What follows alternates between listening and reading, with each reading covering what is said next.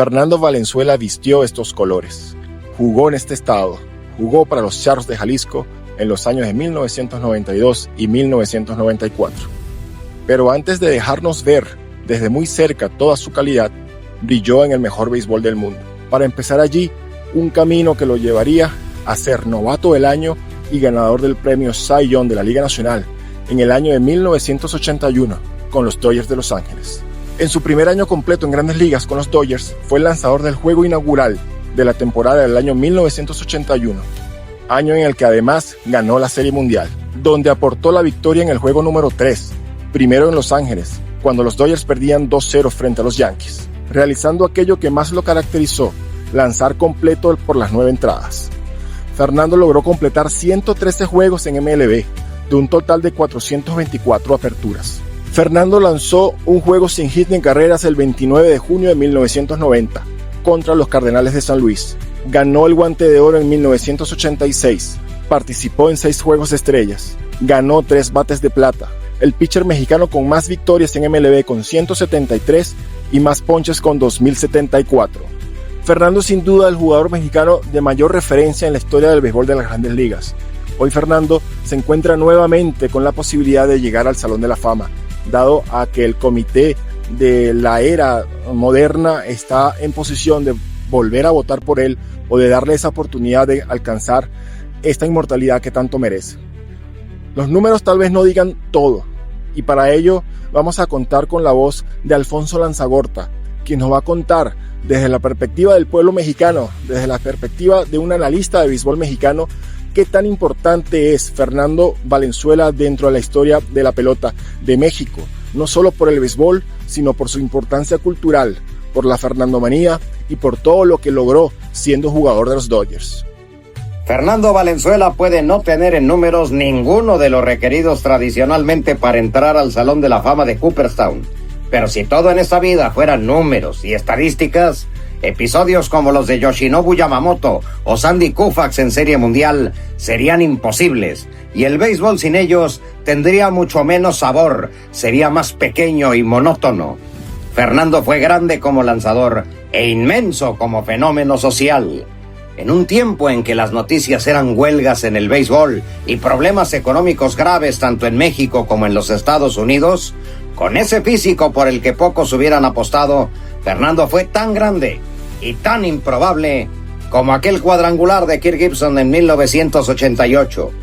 1981, en México, una época en que la gasolina subía 20% en horas, en que la moneda y el país se caían a pedazos y la catástrofe golpeaba a millones de familias. Sí, también era una época en que el béisbol tenía una popularidad bastante moderada entre los hispanos y en que la mitad de la población de la ciudad de Los Ángeles, su población mexicana, odiaba a los Dodgers por los desalojos violentos de los terrenos donde construyeron su estadio en los 60 en Chávez Rabín. Fernando hizo lo que ninguno de los otros que están en esa boleta. Les dio a los Dodgers y a la ciudad de Los Ángeles la absolución por los agravios de 20 años atrás, predicando desde el montículo. Hizo que los hispanos en Nueva York dejaran de bailar salsa por 3 horas para ver su magia de cada 5 días. Fue uno de pocos motivos por el que los adultos sonreían en México al abrir un periódico. Fue, muchas noches, quien aplicó un bálsamo por 3 horas a 69 millones de desesperanzados que se reunían con la esperanza como común denominador ante el televisor para verlo lanzar. Fernando fue cada vez que miraba el cielo en aquel line-up improbable, poco ortodoxo y que tampoco hablaba inglés, la voz de los sin voz. Sus ponches fueron el grito ahogado de victoria de un país que estaba abajo en el marcador, y sus triunfos fueron el sí se puede de todo un pueblo que no estaba pudiendo. Fernando fue quien entregó a la MLB a México y a la tercera minoría de la población de Estados Unidos como mercado. Fue el gran movedor de pasiones, el genial tendedor de puentes y el inmenso inspirador de muchos. Sí, necesita 12 votos y la competencia es fuerte, pero recordando aquellas noches de béisbol en que hizo lo que nadie hubiera pensado, estoy seguro que desde otro plano hará el line-up aquel y tirará un último screwball para sorprender como sorprendió a muchos, con más de 120 millones de mexicanos gritando al unísono, como en aquellas transmisiones muchas veces hizo Jorge Sonia Alarcón. ¡Venga, Fernando! Los Charros de Jalisco han sido un equipo ganador. Son ya varias veces ganador en la Liga Arco Mexicana del Pacífico.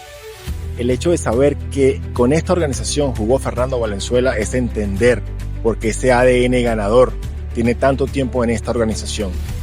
Recientemente llegaron a una final en la Liga Mexicana de Béisbol y ahora mismo están defendiendo el título de la Liga Arco Mexicana del Pacífico. Ese ADN que dejó Fernando Valenzuela, que si bien jugó en otros equipos como Mexicali, como los Mayos de Navojoa, aquí quedó marcado.